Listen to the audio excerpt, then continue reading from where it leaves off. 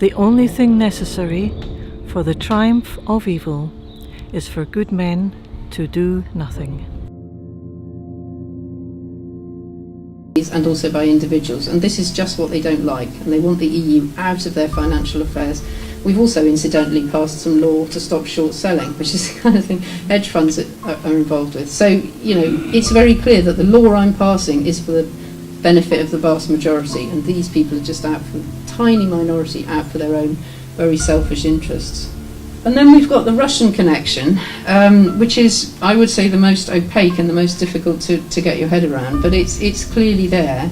You know, Aaron Banks and Andy Wiggy, those two guys sort of ran Leave.eu, and they've got very close relationship with Yakovenko, the Russian ambassador, who doesn't feel anything like a democratic process. This is before we saw what was going on with Cambridge Analytica and so on. We got quite concerned about this, and so we just looked into it, and we were horrified by the depth of kind of basically conspiracy that there was going on. My name is Kyle, I'm the director of the Fairboat Project, and only 4 days ago we launched, and our whole goal was about bringing evidence directly to people, and we put it online so people can see it and decide for themselves. This is much bigger than Brexit. This is about democracy. This is about the integrity of elections.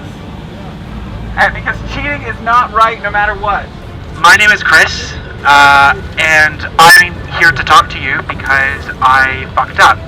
I created a company called Cambridge Analytica, and I'm here to talk to you, and I've been talking to Parliament, and I've been talking to the media about the profound impact that this company has, and has had. Right, so I'm here because I'm an immigrant.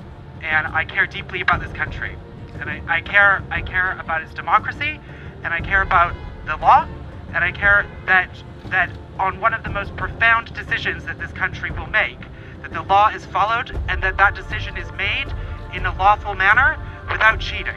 I know that probably most of you support Remain, or supported Remain in the referendum.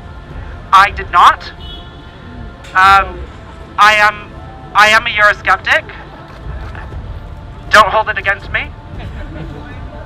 I will say I'm a liberal Eurosceptic, and one of the most profound aspects of liberalism is the rule of law. And one of the reasons I supported Leave was because I believe in British law, British sovereignty, and if we are to make a decision on irreversibly changing the constitutional settlement of this country, it has to be in compliance with the law.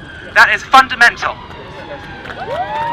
This is not about politics. This is about something much, much more fundamental, which is ensuring that we don't mutilate our constitution with cheating and law breaking.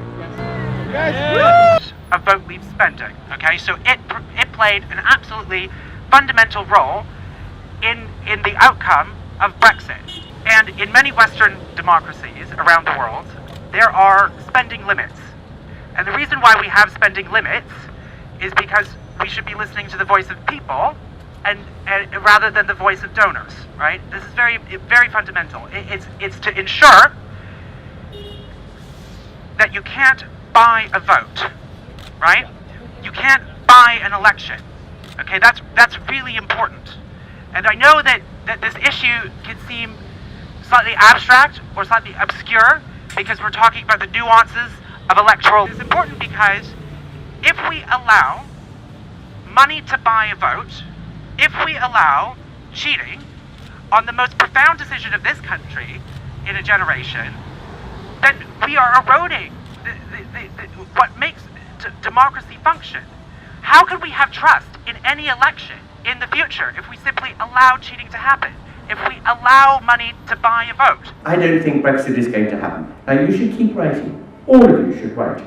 You will hear that MPs tell their staff that if they get repeat letters from the same people or lots of letters on the same subject, that then it's just throw them in the bin. Well, you must make those bins overflow and keep on overflowing, because that really does unnerve MPs. They begin to think, you know, this is an indication of something.